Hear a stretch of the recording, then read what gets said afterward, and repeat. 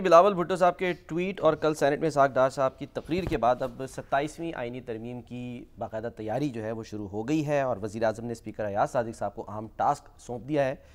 رابطوں کا، ملاقاتوں کا، اجلاسوں کا، اور اتحادیوں کو اعتماد میں لینے کا سلسلہ شروع ہو گیا ہے۔ اور فیصل وافڈہ صاحب بھی ایکٹیو ہو گئے ہیں، بلکہ یوں کہہ لیں کہ ایکٹیویٹ ہو گئے ہیں۔ مولانا فضل الرحمان صاحب سے آج ان کی ملاقات ہوئی ہے، اور انہوں نے جب ملاقات کے بعد گفتگو کی تو انہوں نے کہا کہ بھائی آپ 27ویں کی بات کر رہے ہیں، میں تو 28ویں ترمیم کے بارے میں اس وقت کام کر رہا ہوں۔ کیا کہا وہ دیکھیے۔ آپ لوگ 27ویں کے لیے بےتاب ہو رہے ہیں، میں 28ویں کی تیاری پہ کھڑا ہوا ہوں۔ نمبرز کے اوپر تو کوئی کبات نہیں ہے۔ نمبرز آپ کو بھی اگر کسی چیز کے لیے چاہیے تو ہم آپ کو فراہم کر دیں گے کسی فورم میں۔ 18ویں ترمیم کو کوئی رول بیک نہیں کیا جا رہا۔ جو 2000 ارب روپے فیڈرل گورنمنٹ دیتی ہے اس کے اندر اگر کسی کو احساس ہے اور اس کو نظر ثانی ہو جاتی ہے کنسنسس کے ساتھ، اس میں بھی کوئی کبات نہیں ہے۔ اگر ہمیں اپنی افواج کو، جس میں تینوں فورسز ہیں، اس میں سنرجی کریٹ کرنے کی ضرورت ہے، تو اس سنرجی کو ہم کریٹ کریں گے، اس میں ہم انرجی دیں گے، ہم اس انرجی کے تحت اس کو مضبوط کریں گے۔ مضبوط سے آپ کا ڈیفنس اچھا ہوگا، ڈیفنس اچھا ہوگا تو آپ کی پروٹیکشن اچھی ہوگی، پروٹیکشن اچھی ہوگی تو آپ کی انویسٹمنٹ اچھی ہوگی۔ مولانا صاحب ایک بڑے زیرت اور بڑے سالڈ سیاستدان ہیں، وہ تو ان کی پارٹی اور انہوں نے خود فیصلہ کرنا ہے کہ کیا اس میں چیزیں ہیں، لیکن مثبت بات یہ ہے کہ وہ بھی اس چیز کو دیکھیں گے، سمجھیں گے، اس کے اندر چیزوں کے اندر کوئی سوال ہوگا، کوئی جواب ہوگا، تو یہ مثبت بات اس کے اندر یہ ہے کہ وہ بھی ان سب چیزوں کو دیکھیں گے۔ شامی صاحب، ایاز صادق صاحب جو ہیں، ان کی زیر صدارت ہاؤس بزنس مشاورتی کمیٹی کا اجلاس ہوا۔ تحریک انصاف کے علاوہ وہاں پہ تمام سیاسی جماعتوں کے رہنماؤں نے شرکت کی۔ تحریک انصاف انکاری ہے، وہ کہہ رہی ہے کہ جی اس اسمبلی کو اختیار ہی نہیں ہے، وہ تو بات ہو گئی ہے۔ اور حافظ احسان کھوکھر صاحب بھی سر ہمارے ساتھ موجود ہیں۔ سوال وہیں پہ ہے کہ کیا صوبائی خود مختاری پر سمجھوتہ کر کے پیپلز پارٹی مان جائے گی؟ سر دیکھیے، یہ ساری بحث جو ہے کل بھی ہم نے کی تھی، جب تک بڑی تفصیل مسودہ سے سامنے نہیں آتا۔ ہاں، ابھی تو ہے نا کہ یہ معلوم ہوا ہے کہ ان ایریاز میں امینڈمنٹ ہونی ہے۔ اب صوبائی خود مختاری جو ہے، یا NFC ایوارڈ کو کیسے ری ایڈجسٹ کرنا ہے، افواج پاکستان کا جو تنظیمی ڈھانچہ ہے صحیح، اس میں کیا ترامیم کرنی ہے۔ آرٹیکل 243 کی کلاس 3 جو ہے وہ اس میں منصب طے کرتی ہے نا،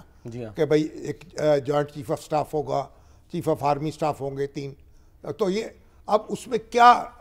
یعنی ترمیم کرنے کا ارادہ ہے، تجویز کیا ہے، تجویز کیا ہے، ٹھیک ہے۔ اور اگر جب اس میں یہ ساری چیزیں سامنے آئیں گی پھر ان پہ بحث کی جائے گی۔ ویسے تو یہ افواج پاکستان کا جو ڈھانچہ ہے تنظیمی، اس کو زیادہ موضوع بحث نہیں بنایا جاتا۔ یہ کوئی سیاسی مسئلہ تو ہے نہیں، بالکل، تو دفاعی ضروریات ہیں، اس کے تحت کوئی ایڈجسٹمنٹ کرنی ہے تو پتہ لگ جائے گا جب کر لی جائے گی۔ ظاہر افواج پاکستان کی بھی انپٹ آئے گی اور دوسری سیاسی جماعتیں بھی غور کریں گی، تو اس کو میرا خیال کسی ان تبدیلیوں کو افراد کے ساتھ نہیں باندھنا چاہیے، اس کو ادارہ جاتی طور پہ دیکھا جانا چاہیے۔ اور باقی جہاں تک تعلق ہے یہ جو کورٹ بنے گی، کیا آئینی کورٹ ہے، اس پہ تو ہمارے جو حافظ صاحب ہیں، ان سے ذرا انہوں نے ایک آرٹیکل بھی لکھا تھا، وہ تو اس کے پرجوش حامی ہیں۔ حافظ السلام علیکم۔ جی شامی صاحب وعلیکم السلام، بہت شکریہ آپ کا۔ جی جناب یہ بتائیے کہ آپ تو بڑے پرجوش طریقے سے اس لیے حمایت کیا آپ نے کہ کانسٹیٹیوشنل کورٹ ہونی چاہیے، تو ذرا یہ بتائیے کہ یہ جو کانسٹیٹیوشنل بینچ بنا ہے یہ کیا وہ مقاصد پورے نہیں کر سکا، تو پھر کانسٹیٹیوشنل کورٹ کی ضرورت محسوس ہو رہی ہے؟ بسم اللہ الرحمن الرحیم۔ شامی صاحب آپ کا بہت شکریہ کہ آپ نے موقع دیا۔ دنیا بھر کے جتنے بھی کانسٹیٹیوشن ہوتے ہیں ان کے اندر ایک سپیس رکھی جاتی ہے کہ آپ اپنی گیون سچویشنز کے اندر اس کو امینڈ کر کے ایک اچھی گورننس کا، ایک اچھے جسٹس سسٹم کا اور ایک وائبل جو ملک ہے اس کو چلانے کے لیے آپ اپنا ایڈمنسٹریٹو سٹرکچر جو ہے وہ بناتے ہیں۔ اور دنیا کے اندر یہ امینڈمنٹس جو ہیں یہ ایک روٹین کا ورک پارلیمنٹ کا ہوتا ہے۔ جس طرح پارلیمنٹ دوسری لیجسلیشن کرتی ہے اسی طرح وہ کانسٹیٹیوشن امینڈمنٹ کرتی ہے، بٹ چونکہ اس کے اندر ایک طریقہ کار جو ہے وہ دنیا بھر کے اندر مختلف ہے۔ کسی جگہ 2/3 ہے جس طرح ہمارا اور انڈیا یا امریکہ کا ہے، آسٹریلیا کے اندر ایبسولوٹ میجورٹی کے اندر آتا ہے، اس کے بعد نیوزی لینڈ کے اندر سمپل میجورٹی سے کر سکتے ہیں۔ ایون انڈین پارلیمنٹ کے اندر جو ہے 3 چیزیں جو ہیں اس کے اندر آپ کی جو ہے وہ سمپل پارلیمنٹ کی جو ہے وہ آپ کو میجورٹی چاہیے۔ یعنی کہ اگر آپ نے نئی سٹیٹس بنانی ہے تو آپ کو کوئی 2/3 میجورٹی نہیں چاہیے جس طرح ہمارا بڑا اسٹرکٹ قسم کا ہے، یا جس طرح آپ نے یونین لسٹ یا ٹیکسیشنز کے اندر جانا ہے تو آپ کو سمپل پارلیمنٹ جو ہے اس کے اندر چاہیے جو آپ کے کانسٹیٹیوشنل سبجیکٹس ہیں۔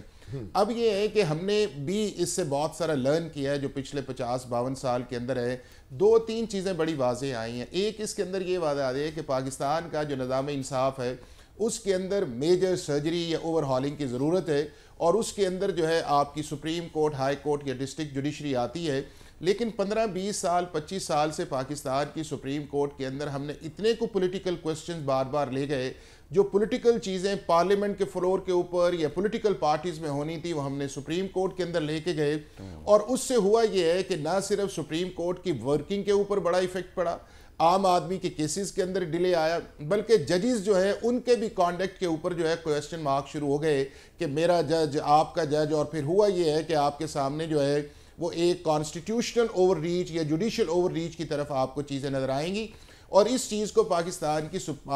جو پولیٹیکل پارٹیز ہے انہوں نے 18-20 سال پہلے ریلائز کیا۔ 2007 کے اندر آپ کا COD آیا، لیکن چونکہ اس وقت جب آپ کی افتخار چودھری صاحب کی موومنٹ ایک کلائمیکس کے طور پہ تھی تو پارلیمنٹ نے مناسب یہی سمجھا کہ ہم 18th امینڈمنٹ کے اندر پروونسز ویزا بس کر لیں، اور ایک سلائٹ سا جو ہے وہ آپ نے پارلیمنٹری اوور سائٹ جو ہے جوڈیشل اپوائنٹمنٹس میں کیا، جس کو بھی پاکستان کی سپریم کورٹ نے 19th امینڈمنٹ کے اندر اس کو ریورس کروایا، اور اس کے بعد پھر آپ نے دیکھا کہ کس طرح ایک پاکستان کی کورٹس جو ہیں ویزا ورس پارلیمنٹ یا ویزا ورس جو ہے اس کی جورسڈکشن کے اندر کوسچنز آئے، سب نے کہا کہ آرٹیکل 184(3) ریگولیٹ ہونا چاہیے، ججز کی اپوائنٹمنٹ ریگولیٹ ہونے چاہیے، اور عام آدمی کے کیسز افیکٹ نہیں ہونے چاہیے۔ تو یہ جو ایک کانسٹیٹیوشن کورٹ کا تھا، اس وقت آپ نے یہ لکھا ہے کہ 60,000 مقدمات پینڈنگ ہیں۔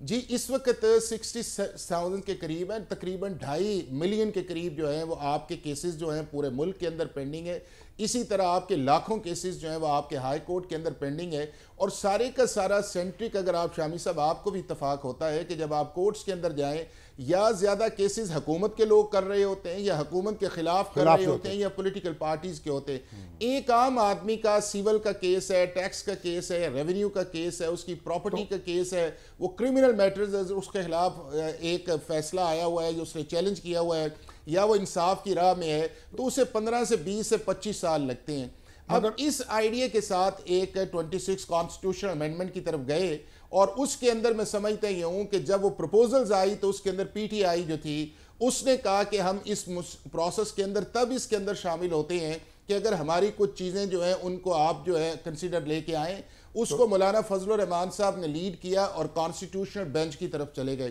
کانسٹیٹیوشنل بینچ دنیا کے کسی ملک کے اندر جس طرح ہماری کمپوزیشن بنی ہے نہ یہ وائبل ہے، نہ بنتا ہے، اور نہ ہی اس کا آپ کو ریزلٹس آپ کو نظر آیا کہ ایک سال کے اندر انٹرفیرنس جو ہے وہ جوڈیشری کی انٹرنلی کتنی آ گئی، ایک دوسرے کے خلاف کامنٹس کتنے آئے، ایک دوسرے کے خلاف آرڈرز آ گئے، لائکنگ ڈس لائکنگ آئی۔ تو میں یہ سمجھتا ہوں کہ 26 امینڈمنٹ کا جو ہم نے ایک سال کے اندر لرن کیا ہے، اگر یہ پہلے ہی دن براڈ کنسنسس کے اوپر پرسن سپیسیفک یعنی کہ انسٹیٹیوشنز پہ جاتے، میرا جج یا آپ کا جج، یا کوئی چاہ رہے تھے کہ جسٹس منصور آ جائے، کوئی چاہ رہے تھے کہ آؤٹ گوئنگ چیف جسٹس آ جائے، اس بحث سے ہم نکل جاتے تو شاید آج ہم 26 کانسٹیٹیوشن امینڈمنٹ کی کانسٹیٹیوشن کورٹ کی حیثیت دیکھ رہے ہوتے۔ مگر یہ بتائیں مجھے، دوسرا حافظ صاحب یہ بتائیں کہ یہ جو کورٹ ہے اس میں جو جج مقرر ہو جائیں گے پھر ان کا ٹرانسفر دوسرے بینچ میں نہیں کیا جا سکے گا؟ جی یہ بالکل اسی طرح ہے نا جی کہ یہ جو ایک دفعہ آپ کسی کورٹ کے اندر بھی چلے جاتے ہیں تو اس کے اندر کورٹ ود ان کورٹ یا ود ان بینچ کا کانسیپٹ جو ہے کہ جس طرح ہمارا اس فریم کے اندر آیا تو وہ اب نہیں آئے گا۔ اب یہ ہے کہ آپ نے ایک کورٹ بنائی، آپ نے اس کے ججز بنائے، وہ ججز انٹرنلی بیٹھ کے فیصلہ کریں کہ وہ 5 لوگ بیٹھتے ہیں، وہ 7 بیٹھتے ہیں، وہ 10 بیٹھتے ہیں۔ اس کے اندر جو ایکسٹرنل اس وقت جو کہا جا رہا ہے کہ جوڈیشل کمیشن کے لوگ، کانسٹیٹیوشنل بینچ کے لوگ میجورٹی کی بنیاد پہ کرتے ہیں، وہ میرا خیال ہے کہ سارے کا سارا آرگومنٹ جو ہے وہ ختم ہو جائے گا۔ دوسرا اس چیز کے اندر یہ ہے کہ کلیئرٹی آف جورسڈکشن آئے گی، کتنی اسٹرینتھ ہوگی؟ بالکل کلیئرٹی آف جورسڈکشن آئے گی کہ جی کون سے میٹرز جو ہیں وہ ایک سائٹ پہ جائیں گے، کون سے میٹرز جو ہیں وہ دوسری سائٹ پہ جائیں گے، اور تیسرا سب سے بڑا اس کے اندر یہ ہوگا کہ پھر آپ کا جو عام آدمی ہے اس کے ریگولر کیسز جو ہیں ان کو ٹرکل ڈاؤن افیکٹ آنا شروع ہو جائے گا کہ اگر سپریم کورٹ ایپلیٹ کورٹ کے طور پہ کام کرتی ہے، اور میں نے اس میں بھی لکھا ہے جو آپ جس آرٹیکل کا کہا ہے کہ یہ کانسٹیٹیوشنل کورٹس ہائی کورٹس کے لیول پہ بھی بننی چاہیے، چونکہ آپ کا میجر سٹک اپ تو وہاں پڑا ہوا ہے۔ اگر آپ نے صرف اس کو سپریم کورٹ تک رکھا تو الٹیمیٹلی پھر آپ کو ایک امینڈمنٹ کی طرف جانا پڑے گا کہ جو دنیا بھر کے اندر اس طرح کے کیسز ہیں، جو 40 ممالک سے زیادہ کانسٹیٹیوشنل کورٹس بنے، ان کی ایک ہیرارکی ہوتی ہے کہ ان کا ایک ٹرکل ڈاؤن ایفیکٹ ہوتا ہے، اور اس کا مقصد ایک اسپیشلائز جو ہے دو چیف جسٹس ہوں گے، کانسٹیٹیوشنل کورٹ کا چیف جسٹس الگ ہوگا اور سپریم کورٹ کا چیف جسٹس الگ ہوگا۔ اس کی دونوں چیزیں آئیں گی، اس کی ٹوٹل شامی صاحب ایڈمنسٹریشن علیحدہ آئے گی، اس کا رجسٹرار علیحدہ آئے گا، اس کا فنکشننگ علیحدہ آئے گی، اس کے رولز علیحدہ آئیں گے، اس کے ججز علیحدہ آئیں گے، اس کا چیف جسٹس جو ہے وہ علیحدہ آئے گا، اور ریٹائرمنٹ کی ایج جو ہے وہ بھی بڑھائی جا سکتی ہے، اس کی جورسڈکشن علیحدہ آئے گی۔ جی ریٹائرمنٹ کی ایج جو ہے، دیکھیں کانسٹیٹیوشن کے اندر آپ کو یاد ہوگا کہ جب جنرل مشرف والا ایک معاملہ چل رہا تھا، ایل ایف او کا تھا، جو 17th امینڈمنٹ آئی تھی، تو اس وقت 65 سے 68 ایج بڑھائی گئی تھی، لیکن جب 17th امینڈمنٹ کو کور دیا گیا اس سارے پروسیس کے اندر تو 68 سے 65 کر دی گئی، یا اس سے پہلے 62 بھی ایج تھی جس کو 65 کے اندر کر دیا گیا۔ تو دنیا بھر کے اندر ڈیفرنٹ آپ کو ایجز ملتی ہیں، کسی جگہ 62 ہے، کسی جگہ 65 ہے، کسی جگہ 68 ہے، آپ سمجھتے ہیں کہ یہاں بھی بڑھنی چاہیے۔ امریکہ کے اندر ریٹائرمنٹ کی لمٹ ہی نہیں ہے۔ ٹھیک ہے، مگر ابھی تو مسودہ سامنے نہیں آیا، آپ سے کوئی مشاورت ہوئی ہے؟ نہیں، اگر ہوئی تو بالکل آپ سے اس کو شیئر کریں گے۔ ابھی وہ چیزیں جو ہیں وہ میرا خیال ہے کہ اس لیول، لیکن میں چیز جو دیکھ رہا ہوں شامی صاحب وہ یہ ہے کہ جن ایریاز پہ بندن ایک بات کی جا رہی ہے 18th امینڈمنٹ کو ریورس کرنے کے اندر ہے۔ میں آپ کو چھوٹی سی ایگزامپل دیتا ہوں۔ 1949 کے اندر انڈین کانسٹیٹیوشن آیا، اور انہوں نے 1976 کے اندر ایک امینڈمنٹ کی کہ سینٹر کو انہوں نے پاور کر دیا۔ اب یہ کہنا کہ سینٹر کو پاور کرنا جو ہے کیا وہ 18th امینڈمنٹ کو رول بیک ہے، یا NFC ایوارڈ کو جو ہے آپ ریشنلائز کر دیں، یا آپ آرٹیکل 140A کو سٹریم لائن کر دیں، اس کا ٹرکل ڈاؤن ایفیکٹ دے دیں، یا آرٹیکل 148 49 جو ہے لا اینڈ آرڈر سچویشن ہے، ایمرجنسی ہے۔ آپ دیکھ لیں نا کہ گورننس کے اندر ایک کیوس تو ہے نا۔ آپ ڈسٹرکٹ ایڈمنسٹریشن کے پاس چلے جائیں، وہ کہتے ہیں ہمارا اختیار نہیں ہے، پروونسز کہتے ہیں ہمیں سینٹر کی طرف سے کوئی سپورٹ نہیں ملتی، سینٹر کہتا ہے کہ صوبے کہتے ہیں کہ لا اینڈ آرڈر کے اندر ہم ورک نہیں کر سکتے۔ تو یہ وہ ساری چیزیں ہیں کہ اگر ان دونوں امینڈمنٹ سے اچھی چیزیں سیکھ کے گڈ انٹینشن کے ساتھ کی جاتی ہیں۔